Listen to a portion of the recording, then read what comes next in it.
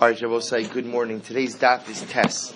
We have a beautiful daf ahead of us today. We're picking up on Ches Amud Beis, which have a lot to do. We're picking up 2, 4, 6, 8, 10, 12, 14, 16, 18, 20 lines up from the bottom. Last word on the line. Who just whistled? Whoever just whistled, cut that out. Right? So it says the Gemara, Amar Rava, Ruven shemachar kol sados of l'shimin. So also remember again, we were speaking about yesterday the interesting discussion about what happens when we'll call him Ruven has multiple creditors. So remember, to make the case interesting, we set it up as a case of Nazikin who collect from Idis, a Baal Chov who collects from Benonis, and a Ksubas Isho collects from Ziboris. And then ultimately, again, Ruvain sells to Shimon. So then the Shaila was, in those cases, we saw a variety of different cases, what rights do the creditors have in the property of Shimon? Now the Gemara comes along and says, Amar Ruvain, Amar Rava, Ruvain shemachar kol sados of the Shimon, v'halach Shimon umachar sada achas leLevi. So now what happens? Shimon takes one of those fields, and he sells it to Levi. Uba Baal Chov the Ruvain, and the Baal Chov of Ruvain comes and wants to collect. Now remember, Ruvain has no more fields. So now the Baal Chov of Ruvain has to collect from one of the sold fields. Ratza mizegova.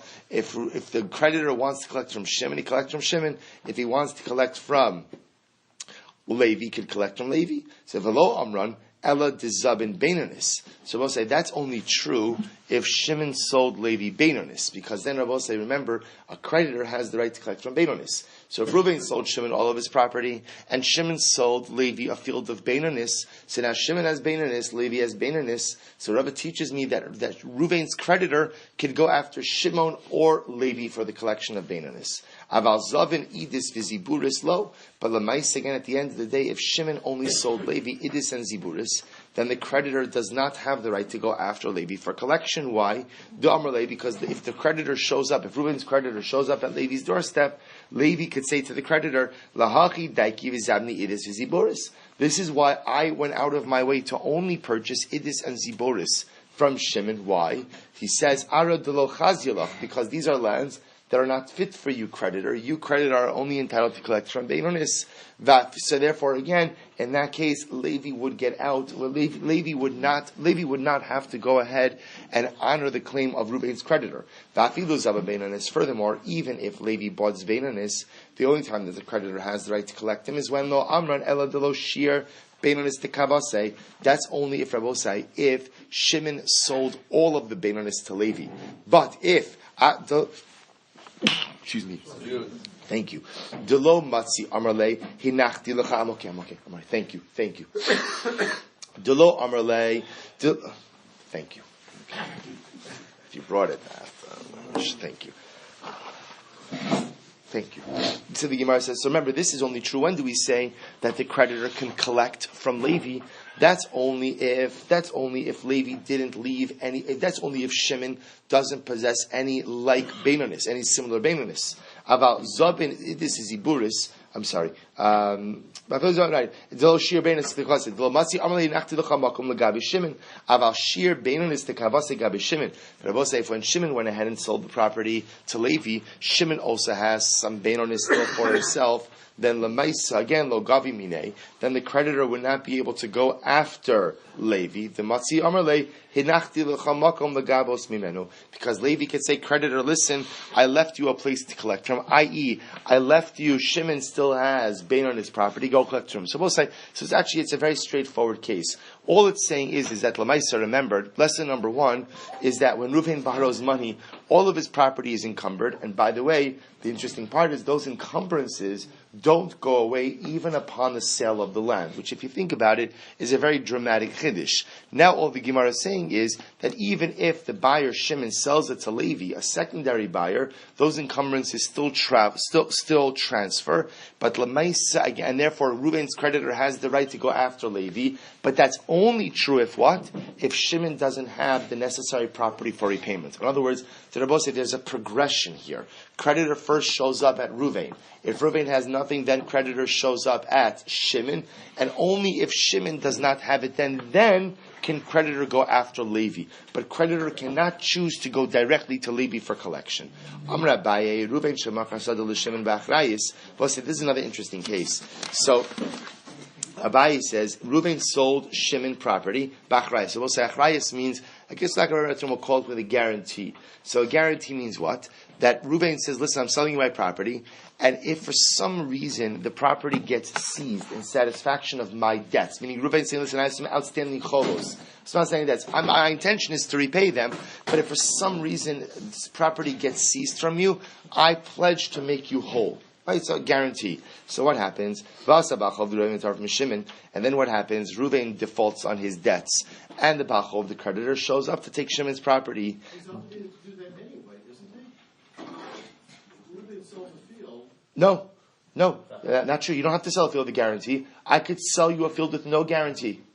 No. And then the creditor comes and gets the field for me, and I don't have a claim for indemnification against my seller? That is correct. Again, that's if you agree to it. Seth, you could agree to anything in a sale, right? So meaning if I tell you I'm selling you the land, but again, if it gets seized from you, I'm not paying you back. So again, you have the right to say yes or no. If you agree to that, then lamaisa and it gets seized, you're out. You're done. So we'll say, listen to this. So it says the Gemara. So now what happens? Sure. Now again, remember this is the case of achrayas. So here I sold it with a guarantee. My bachov, the creditor of Reuven comes along. Good morning, Mr. Schoenfeld. The creditor comes along and seizes the property. So dinuhu da azal Reuven amishtai dina bahadei. So listen to this. I will say. So now the Gemara says this is quite fascinating. Reuven has the right to argue with the creditor and try to convince the creditor not to seize the property from Shimon the buyer. V'lo matzi amarle lav bal dvarim didiat. Now I will say, now remember, if you're the creditor, so what could you easily say to Reuven when Reuven shows up at your doorstep? You can go in and say, listen, I don't want to talk to you. Right? Why don't I want to talk to you? Because I have nothing to do with you. Right now, you have no property. Right? You sold your piece of property to Shimon.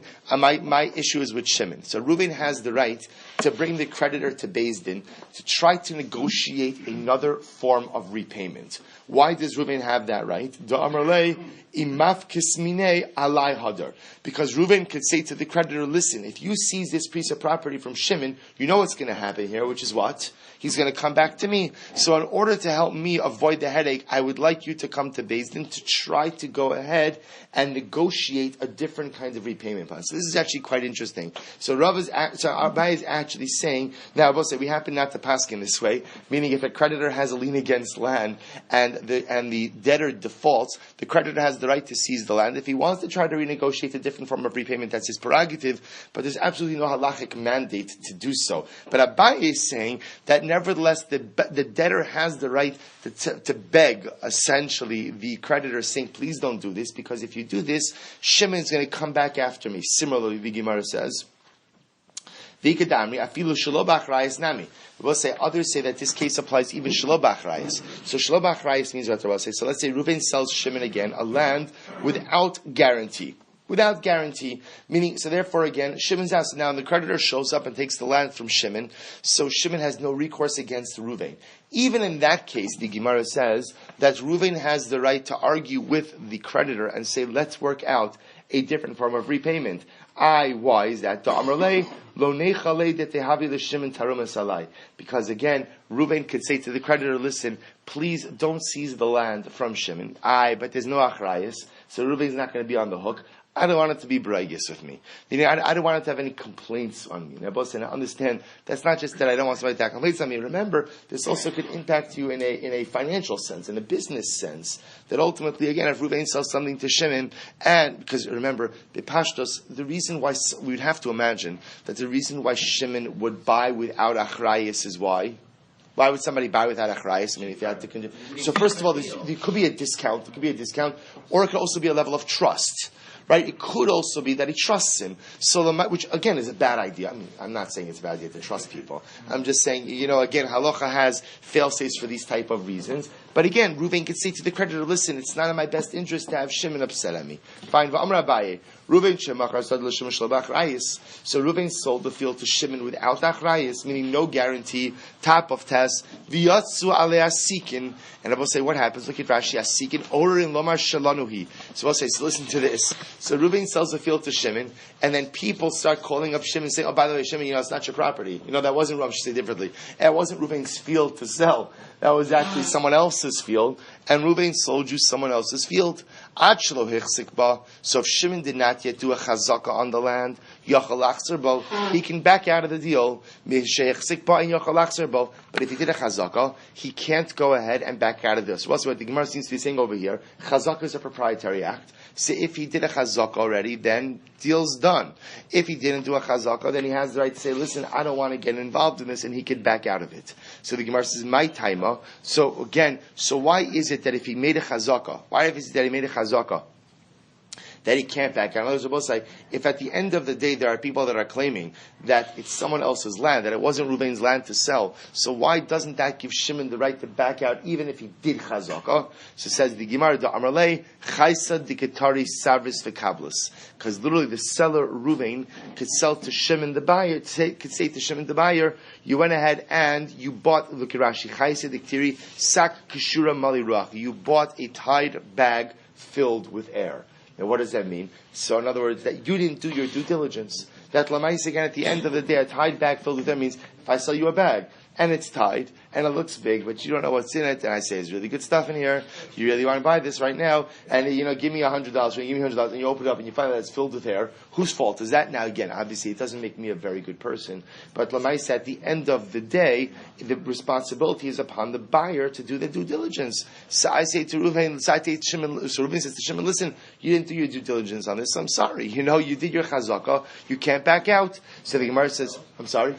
So we'll see why not mekachtos. So remember, now, Menachem saying, why isn't just a flawed sell? Now remember, if it was a mekachtos, you should be able to back out even when? Even after the chazaka. So listen to this. So we're going to discuss this in just a moment. So the Gemara says, me'emas havi chazaka. By the way, from what point in time is it called the chazaka? Mechidayish amitzri. So what's mechidayish amitzri means? Literally, when a person either begins to walk or begins to plow around the borders of the field. So we will learn that one of the forms of chazaka is if a person walks around the perimeter of the property. That by definition is called a proprietary act. So the Gemara says, Dafka shelo b'achrayis. Now this is Dafka in a case where he sold the land without achrayis. He sold the land without any responsibility. B'achrayis, lo. But lamaisa again, but if he sold it with achrayis, then of course the Yanabosa in this case, if it turns out that the property did indeed belong to someone else, then what? Then lamaisa again, Reuven would be obligated to make Shimon whole. Vikadamri. Now listen to this. In the second version, we're going to answer Menachem's question. Vikadamri, afilu ba'achrayis nami. Others say no. Even if Reuven sold the field to Shimon with achrayis, right? So remember, let's play this out. So Reuven sold the field to Shimon with achrayis with a guarantee, and now people come along after the sale and say, Shimon, it's not your field because it wasn't Reuven's to sell. So he said, if Shimon already did a chazaka, if Shimon didn't do a chazaka, he could walk away. Fine. If you already did a chazaka, you can't walk away. But why not? The Amarle, so we'll say. So remember, if there are people claiming that Lamaisa, again at the end of the day, the field didn't really belong to Reuven. So why can't Shimon just walk out to Mekachtos? Listen to this. The Amarle, Achvi tirvach vashalimach. Because also listen to this. Reuven says, listen, come back to me when they seize the field from you. In other words, just because someone says that it wasn't my field to go ahead and sell doesn't mean that it wasn't my field to sell. In other words, so what Reuven says to Shimon is, Shimon, listen, if this, I sold you with achrayis, so obviously if the field is repossessed from you, then of course I have obligation to make you whole. But I don't have any obligation to respond to accusations. I have an obligation, ultimately, again, to respond to proof, but not to accusations. Because I will say, according to this version, what's happening over here is, Shimon spent a lot of money on a piece of property. And then people are calling him up saying, by the way, it was never Reuven's to sell. So Shimon's saying to himself, what did I get myself into? I don't want to be involved in this. So he calls up Reuven and says, get me out of this. So again, if he didn't do the chazaka, he could walk away. But if he did the chazaka, Reuven said, listen. We'll say, by the way, it's an incredible musr in life in general. Just because someone says something doesn't automatically mean that it's true. Right? I will say you hear this all the time. Someone complains about something, someone is upset about something because they perceive things in a certain way. Just because you perceive it that way does not automatically mean that that is the correct and absolute truth. So ultimately, what Reuven says to Shimon after hysterical Shimon calls him on the phone, he tells him, listen, calm down.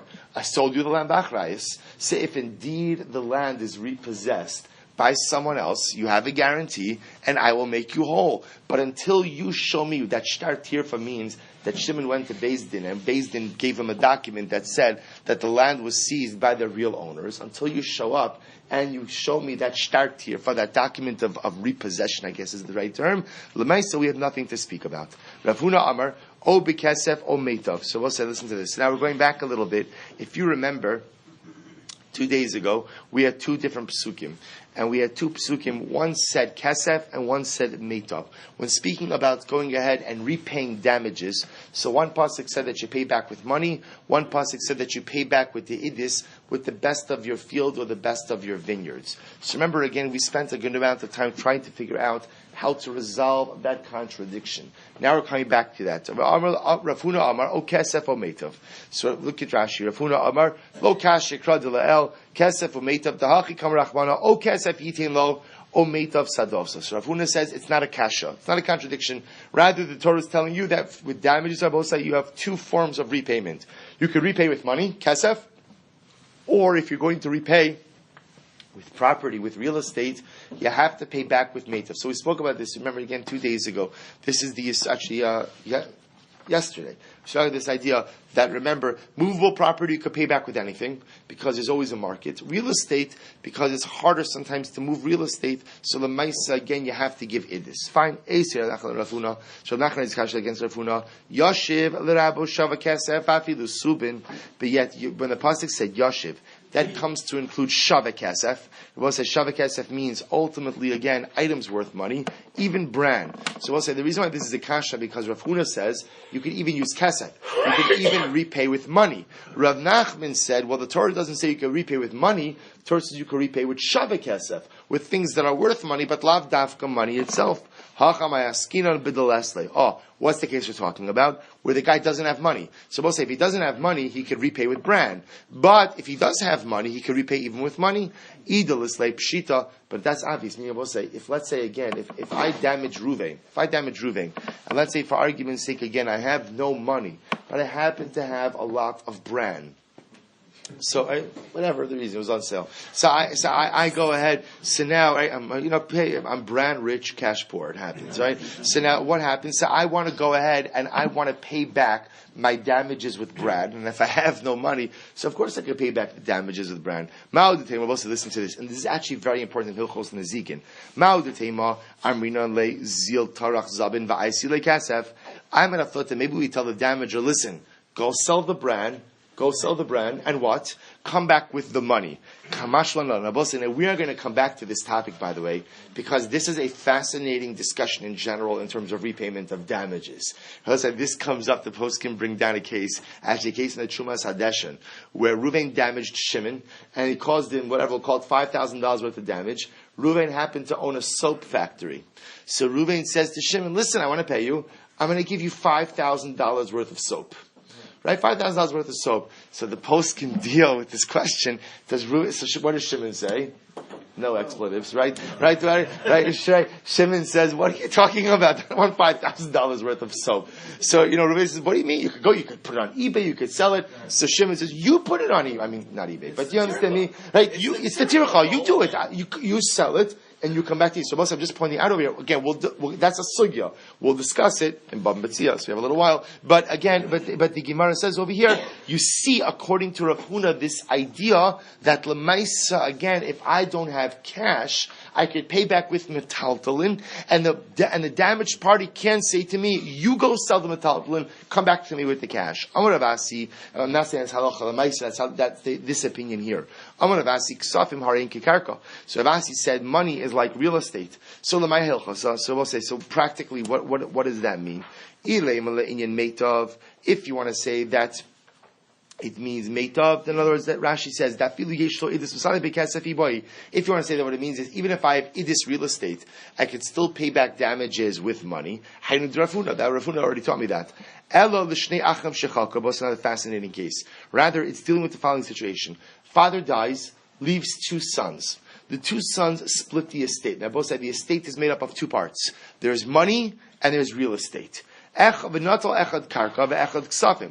of the sons took money, and one of the sons took real estate.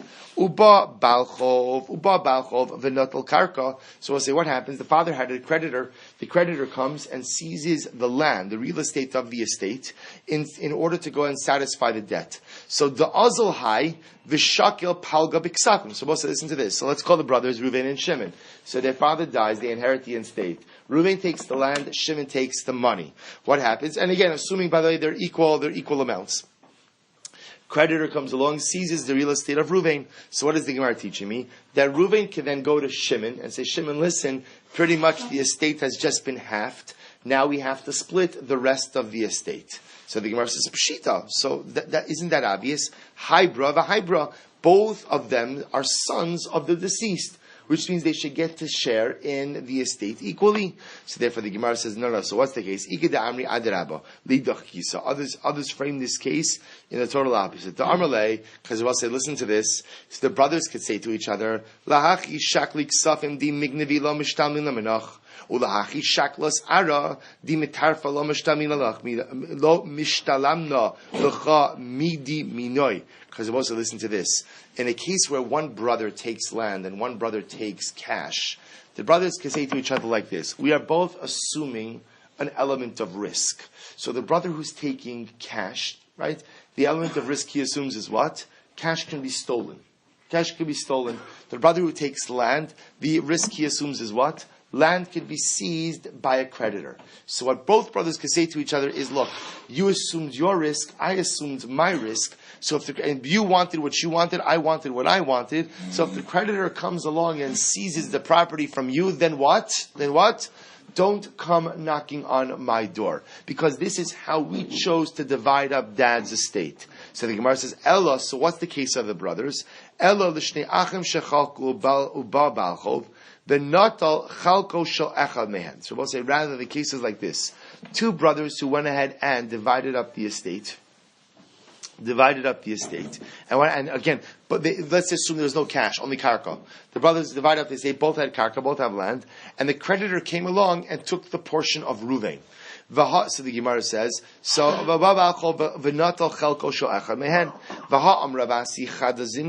but we already learned this case once before, both say, where brothers divide up an estate, and again, let's assume they both got real estate, and now the creditor went ahead and took back his debt from one of the brothers. We already learned this case. Te'itmar, ha'achim shechalku, brothers divided up the estate of their father, uba balchov v'natal chalko shel echad mehen, and the creditor came along and took the property of one of the brothers. Supposed to say three-way machlokes. Rav Amar, batla machlokes. Rav says, that's what? That the property division, the estate division is batal. I was going to say, what does that mean? That when the creditor of the father comes and seizes assets from one of the brothers, they then take the remaining estate and redivide that up among the siblings. As I will say, really technically speaking, the way that estate division is supposed to happen among siblings is first you pay off the debts of the estate, and then whatever's left is divided up. In this case over here, they divided up before paying the debts. The debt is seized. Rav says, no problem. The original division of the estate is void. Pull back all of the assets and redistribute again. That's Rav. Shmuel Amar Viter. Shmuel says the brother whose property was collected lost. He lost, and we'll see why that is. He lost out. He's left with nothing. Rav Asi is interestingly enough, notel ravia bekarka ravia b'mos. Rav Asi says, in Rav's model, let's assume for a moment you have two brothers. So each of them got karka. The creditor came along and took rule called Ruvain's karka. Then Rav says, you divide up the pot 50-50. Rav Asi says, no. You don't give Ruvain, the brother who lost his property, to the creditor 50%. Rather, you give him a quarter of the remaining land of the estate. Okay, so three-way machlokes, what to do in this case. Now the Gemara is going to explain each of these shitos. Rav Amar Batla machlokes. So Rav says again, when the creditor comes along and seizes the property of, remember, Reuven and Shimon are the sons, seizes the property of Reuven, so the property division, the estate division is void, and you have to go ahead and redistribute the assets among the sons. So kasavar ha'achem shecholku ki yershim havu. Because we'll say Rav is of the opinion that when brothers divide up an estate, they are like Yarshim. They're Yarshim, as well say they're inheritors, which means that the responsibility to pay off the debts of the estate are shared equally by both of the brothers. Therefore, again, when one of the lands are seized, that by definition mandates a redistribution or redivision of the assets. Shmuel Amar Viter, Shmuel says that when Reuven's assets are seized, he lost. There's no redistribution of the estate. Kasavar ha'achim shechalku lekuchos. Rabbi says, listen to this. So we'll say this is a fundamental machlokes in general about how you view inheritors. Do you view inheritors as inheritors, or do you view them as purchasers? So Shmuel is of the opinion that you view them as purchasers. In other words, when brothers divide up an estate, essentially what they're doing is they're buying their respective interests one from the other, and they're buying it, by the way, without any kind of guarantee. In other words, one brother doesn't guarantee the purchase of the other brother, which means that once they divide up the estate, they're essentially purchasing their respective portions from each other, and what? And they're totally disengaged. They're totally disengaged, which means then that when the creditor comes to go out and collect the property from Reuven, and Reuven has his land seized, and what? And he knocks on Shimon's door. Shimon says, sorry. Right? I'm really sorry that happened to you, but Lamaisa has absolutely no impact on me. On the other hand, Ravasi Amarnoto Ravi Bekarka, or Ravi Masro, Ravasi says that Reuven, the affected party, has the ability to go back to Shimon and to reclaim, we'll call it 1/4 of the remaining estate. So not a half. Remember, not like Rav who said 50%, and not like Shmuel who said nothing, but rather a quarter. So the Gemara says, Ravasi Amar Nit of Ravasi Noto Ravi Bekaka, Ravi Mos, Misapkale, Iki Yarshin Damu Iki Lekuchos Damus. It was very interesting. Ravasi is kind of sitting there watching this machlokes in Rav and Shmuel, and what? He's not sure who the halacha court's like. He's not sure. Again, Lemaisa is the halacha that inheritors are like inheritors, and therefore they should redistribute the estate, each of them getting 50%, like Rav. Or do we say that inheritors are like purchasers, and therefore, again, once they divide up, they disengage, and the Reuven has no recourse against Shimon. So Ravasi is not sure. So what does he do? Interestingly enough, he takes a compromised position. He's not going to give Reuven the full 50% of Rav, but he's also not going to give him nothing of Shmuel. So instead, he gives him a quarter, which I will say is a very interesting shita. Again, we're going to discuss it in greater depth. Elamai harin kakarka. So what does it mean that again? What does it mean that money is like karka? Le'inyan meitov. So ultimately, again, it means in terms of meitov. So the Gemara says, Ihachi hainu durafuna. Rabbi say, if that's the case, then that's what we learned from Rafuna, because Rafuna is one who taught us that when we're repaying damages, you could use money or real estate. The Gemara says, Eima v'chein amar Ravasi. Eina chinami, just say that Ravasi is backing up the same point of Ravuna. Namely, in the payment of damages, Rabbi say a person has a choice. A person could repay with land, or a person could choose to repay with money or any movable form of property. Amar Rav Zera, Amar Ravuna, the mitzvah achlish. Rabbi say it's actually a very beautiful Gemara. The halacha is when it comes to a mitzvah, you have to be ready to. Now, ad shlish means up until a third. My shlish, what does a third mean? Ilema shlish beso. If you're telling me that for the performance of a mitzvah, a person has to be ready to spend up to 1/3 of their wealth. Look at Rashi. Shlish beso. Shechayiv adam levaz beis b'mitzvah. So lulav b'mitzvahs lulav. O tzitzis, o sefer Torah, shlish mashiyishlo. If you want to say it means that a person has to be willing to spend up to 1/3 of their wealth for the performance of a mitzvah. So I will say, so if I need to get a lulav and esrog, I will say, I always, when we do lulav and esrog here, I always marvel. People pick up, now I don't like this, I don't like that one. We'll say, the lulav and esrogim we have. What's Rabbi Yitzchak Berditchev would have given for the esrog that we put back. I'll take that one as a chiduch set. Right? What he would have given for our esrog is it's just, we're privileged to live in such times. So the Gemara says, if you want to tell me that I'm obligated to pay up to 1/3 of my estate for the performance of a mitzvah, the Gemara says, okay, I hear that, but listen to this. Elameata is ramile tlasa mitzvasa. We'll say, let's say it happens that what? There is the opportunity to perform 3 mitzvos concurrently, right? So let's say I have to buy my lulav and esrog, I have to go ahead and buy my sukkah, and there's a tzedakah issue, or I need a new pair of tefillin. Let's say, so that would mean what? I'd be declaring tzedakah bankruptcy right then and there, right? They're giving away all of my money. So that can't be. Elame'at, the Gemara says, Ela Amar B'Zeira, behidr mitzvah ad shlish b'mitzvah. I will say what it means is the following. For Hidr mitzvah, I will say for the purpose of beautifying a mitzvah, you have to be willing to spend more than up to a third additional. In other words, that if the mitzvah costs X, you have to be willing to spend an additional third for the performance of Hidr, for the beautification of the mitzvah. Look at Rashi for just a moment. Behidr mitzvah at shlish mitzvah, shemotze beis sifrei Toros liknos, ve'echad hadr mechayer. So for example, so let's say I'm going to buy a Sefer Torah. And one of them is more hadr, one of them is more beautiful than the other. Yosef shlish hadam v'ikach es hadr. Both say a person should spend up to an additional third for Hidr mitzvah, for the beautification of a mitzvah. Now, where does Hidr come from? Rashi says, "Disanya zekeli vanvehu hisnoel lefana b'mitzvos aseilecha sefer Torah noah lulav noah talis noah titis noah." So, both say the pasuk of zekeli vanvehu. This is my God, and I will exalt him. So, the anvehu, the Gemara sees the shorish over there of Noah. Beautify yourself. That's the source of Hidr mitzvah. But when we do a mitzvah, we don't just do it to get power. We don't just do it to be yotze, but we beautify it. We make it something beautiful. So the Gemara has something important halacha that you are obligated to spend up to an additional third for Hidr mitzvah. You mean I'm not obligated to go crazy for Hidr mitzvah, but up to an additional third for the sake of beautifying the mitzvah. So by Rav Ashi, now Rav Ashi has an interesting shayla, shlish milagav or shlish milabar. We'll say, now here's the interesting part. How do you determine the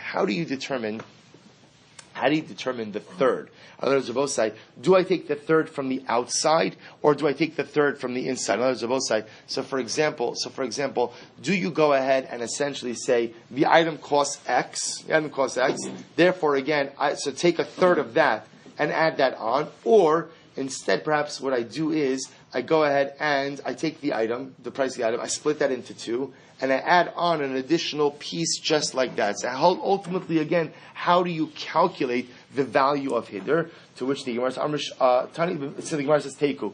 Alright, so in that respect, we're not exactly sure how to calculate Hidr. Now, so what you would do is, in this kind of case, you'd be permitted to take the more makel approach. Whichever one yields the lower number, ultimately, again, can be your calculation for Hidr.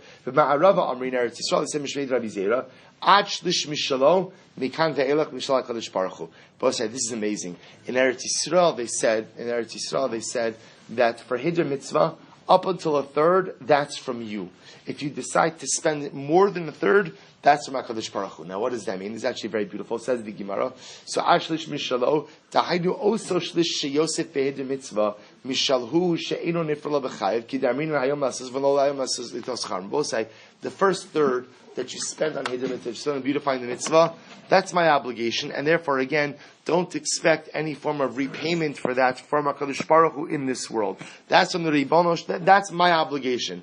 If I choose to spend more than a third on Hidr, then the Gemara says, Rashi says, Mashi Yosef Behidr Yosef Al Shlish, that's actually quite a beautiful Gemara.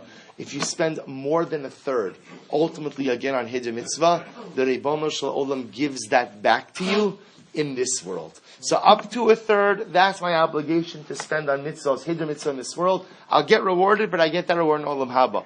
More than a third on Hidr mitzvah, HaKadosh Baruch Hu even rewards me for that in this world as well. Quite beautiful. How do they arrive at a third? So that's the sugya the Gemara brings down. There's a whole limud for a third.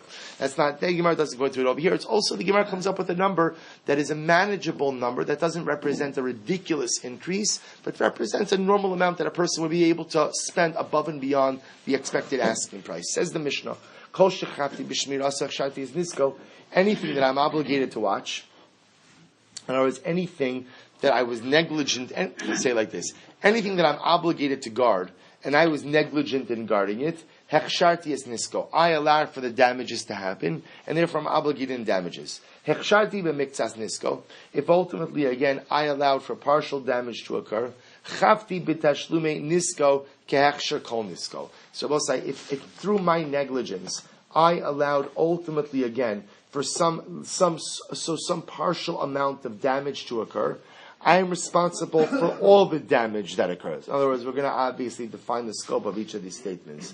So now the Mishnah is going to talk about when, so again, the paradigm that the Mishnah is creating is, if I'm obligated to guard something, and Lamaisa, again, I did not do my job in properly guarding it, I am responsible for damages that occurred as a result. That's the principle. And even if only partial damages occur, I am still obligated for the complete damages that occurred. Again, we'll discuss what that means. Now the Mishnah is telling me that's what?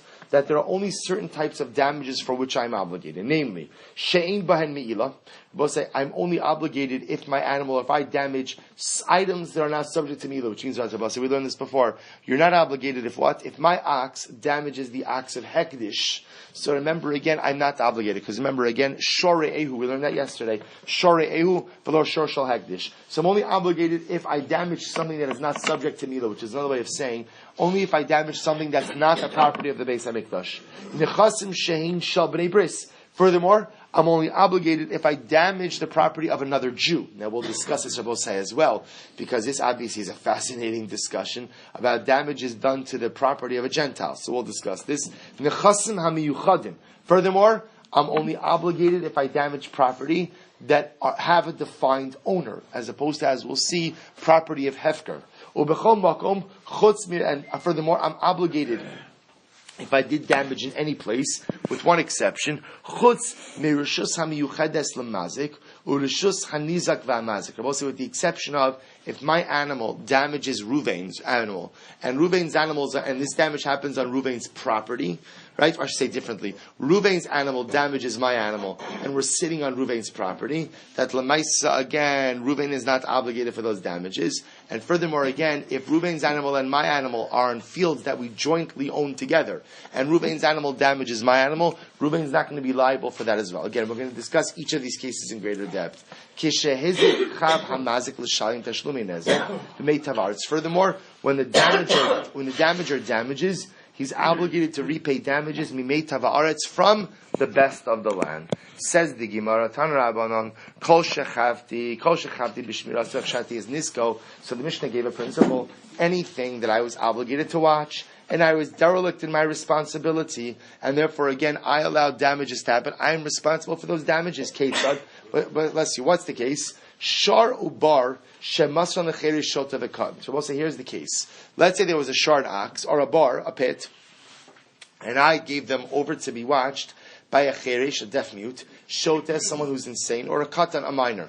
So I gave these items over to one of these people, but also what's coming down between all of these people? They lack mental capacity, they lack das. So veziko, and as a result, the shard did damage, the bar did damage, chayiv l'shalib. I, the person who handed over the item to the cherish shota, the katan, am obligated or liable for the damages. Masha'en kein be'esh. But Rabbi said this would not be true by fire. In other words, if I gave a fire over to a cherish shota, the katan, and then the fire does damage, I'm not responsible for that damage. So the Gemara says, well, what's going on over here? B'mai asking, what's the case? So if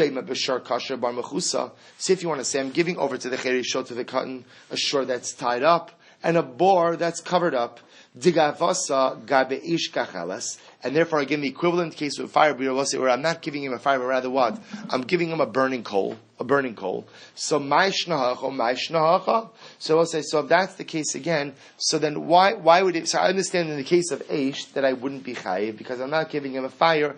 I'm giving him something that, if fanned, could turn into fire. So I'm not chayiv. If that's the case, I shouldn't be chayiv if I give him a tied up ox, and I shouldn't be chayiv if I give him a covered bar, because those are also items not actively able to do damage right now. So Gemara says, Ella, rather what has to be the case? Bishar Mosar or Bar Magula. Rather, the case must be I'm giving the cherish shota the katan an untied ox or an open pit. So I'm giving them items that actively have the ability to do damage. Well, if that's the case, the kavasa gabeish, the parallel case by fire would be shalheves.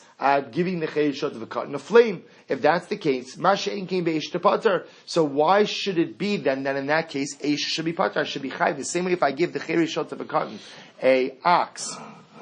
an ox, or an untied ox, or an uncovered bar, that I'm chayiv for that. If I give them a flame, that should also be chayiv for that. Because furthermore, Reish Lakish said the name of Chizkiah that the only case where I'm pater if I gave the cherish shota of a cut in the fire is only a case of where I gave him a coal. Because then if he goes ahead and fans the coal and as a result makes it into a fire, and that fire does damage, then the cherish shota of a cut themselves are chayiv to whatever degree they have have chiyuv, but I am potter. Aval shalheves chayiv, my time, bar hizeka. Shabbos say, but again, Rish Lakish said that if I give the cherishot of a cotton a flame, then I'm definitely chayiv. Why? Because I've given them an object that actively has the capacity to do damage. To which the Gemara says, V'olam b'shar kasher or bar b'chosa. Rather, the case of Yerabos says where what? I'm giving the cherishot of a cotton a tied ox and a covered pit, and that's why again when I give it to them, if it subsequently does damage, I'm not chayiv for that. Dikavase gabe ish kachelas, and by a fire again, I'm giving him a coal. So remember again, what's the halacha? So remember again, what's the halacha? When I give him the tied ox and I give him the covered pit, and let's say that's the halacha. If it does damages, the halacha is I am chayiv. But yet, in the case of by Aish, as long as I give him a coal and not a real fire, I'm potter. Why the distinction? To which the Gemara says, Shor darche linatuke, bar darche linture. Because it will say it is the way of an ox. It is the way of an ox to what? To untie itself. And it is the way of a bar to become uncovered. Therefore, even though right now when I give him these items, they're actively tethered and covered, but Lamaisa, it's just a matter of time until ultimately again they become uncovered or untied. Gacheles kamad deshavikli ma'ame ame va'azla. Rabbi say with a coal, as long as the cherishot of the cotton does nothing to it, then what will happen to it? The derech is it extinguishes. The derech is it does not get hotter, it does not turn into a flame, but rather if you leave it, ultimately again it extinguishes. Therefore the Gemara is suggesting right now that even if I give the cherishot of a cotton a tethered ox or a covered bar, it's only a matter of time until those items become capable of doing damage, but the coal, as long as the cherishot of a cotton does nothing to it, and therefore I'm chayiv, but the coal, as long as the cherishot of a cotton does nothing to it, it will extinguish. Because of that, again, if I give that to him, I'm potter, because ultimately, again, if he chooses to fan it and make it into a flame, that's something happening of his own volition, and not ultimately, again, connected to the action of me giving him the coal. All right, so we'll stop over here. We'll pick up with Emir Hashem Tanra Abanam tomorrow.